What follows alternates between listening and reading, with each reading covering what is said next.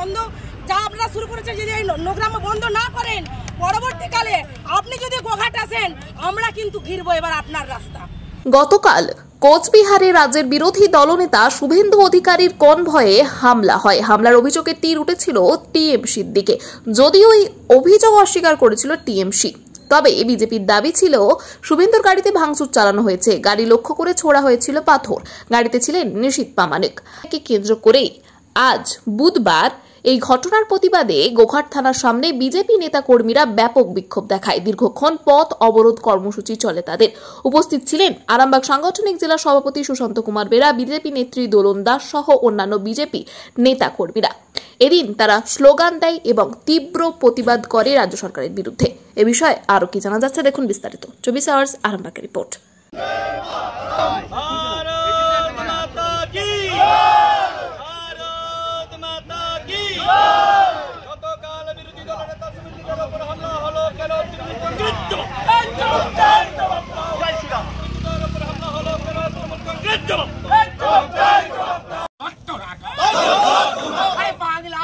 মুখ্যমন্ত্রী বাংলা থেকে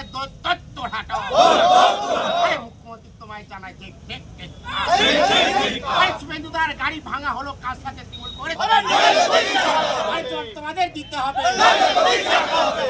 গতকালকে সম্মানীয় বিরোধী দলনেতা শুভেন্দু অধিকারীকে যেভাবে কুচবিহারে আর বড় বড় পাথর ছুঁড়ে তাকে মারার উপক্রম করে যেভাবে আক্রমণ করা হয়েছে, এটা ন্যাক্কারজনক ঘটনা, এটা নিন্দনীয় ঘটনা। আমরা তীব্র প্রতিবাদ জানাচ্ছি, আর তারই প্রতিবাদে আজকে আমরা রাস্তায় নেমেছি। আজকে একজন মুখ্যমন্ত্রীর সমকক্ষ বিরোধী দলনেতা, তার কোনো সুরক্ষার ব্যবস্থা নেই। সাধারণ মানুষ তো দূরের কথা, সাধারণ মানুষ কোথায় সুরক্ষা পাবে? আর একাধিকবার ওই কুচবিহারে ওই জায়গায় আমাদের একাধিক বিধায়ককে হেনস্থা করা হয়েছে, মারধর করা হয়েছে। একজন বিরোধী দলনেতাকে যেখানে মারধর করা হয়, সেই রাজ্যের কি সুরক্ষার ব্যবস্থা আছে? সেই রাজ্যে পুলিশ প্রশাসন কিসের জন্য আছে? তারা কোনোভাবেই তাদেরকে সিকিউরিটি দিতে পারছে না। আজকে বিরোধী দলনেতাকে করেছে, কালকে সাধারণ মানুষকে করবে।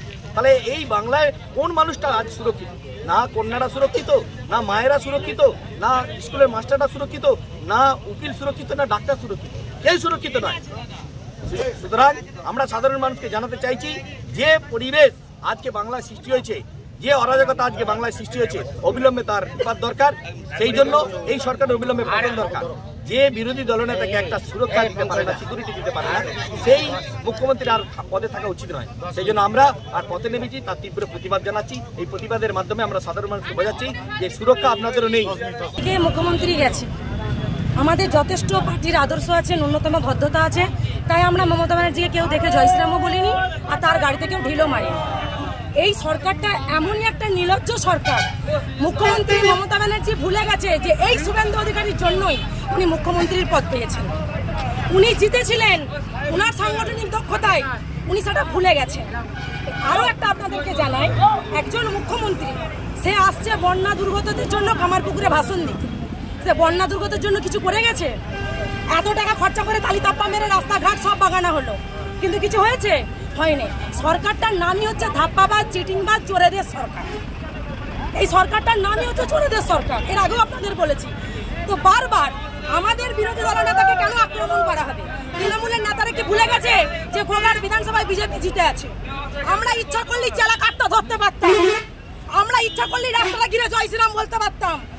আমাদের এটা নরেন্দ্র মোদীজির আদর্শ নয়, এটা আমাদের সভ্যতা নয়।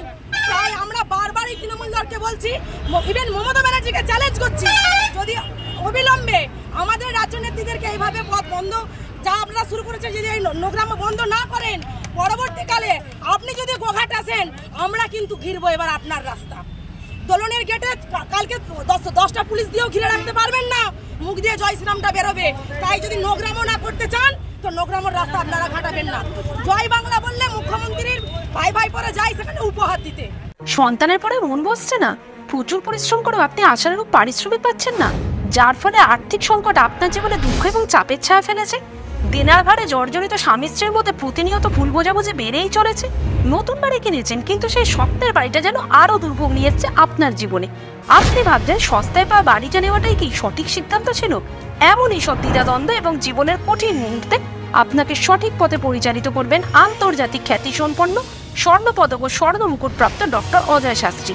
তিনি শুধু আপনাকে পথই দেখাবেন না, আপনার জীবনে সত্যিকারের সুখ, শান্তি, ঐশ্বর্য, অর্থ যেন সঠিক সময় আপনার কাছে পৌঁছে দেয়, সেই দায়িত্বও নেবেন।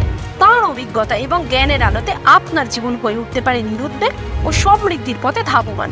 তাই আর দেরি নয়, স্ক্রিনে দেওয়া নাম্বারে এখনই ফোন করে ডক্টর অজয় শাস্ত্রীর সাথে যোগাযোগ করুন। কে জানেন, হয়তো একটি মাত্র ফোনই আপনার জীবনকে বদলে দিতে পারে।